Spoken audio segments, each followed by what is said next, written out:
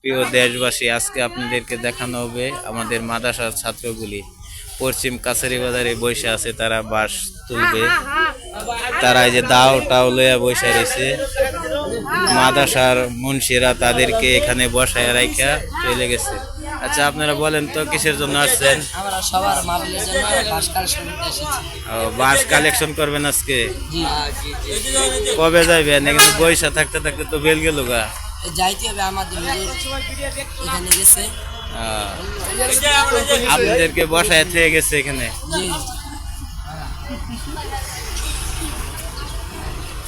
এই যে তারা দেখুন, এই যে দাও টাও লইয়া সব কিছু লইয়া তারা বৈশা রয়েছে, বাঁশ কাটবে আজকে। বুড়োচর পশ্চিম কাছারি বাজারে তারা বসে আছে, তাদেরকে আপনাদের মাঝে দেখানো হলো। দেখুন এই যে তারা বলতেছে ঠিক।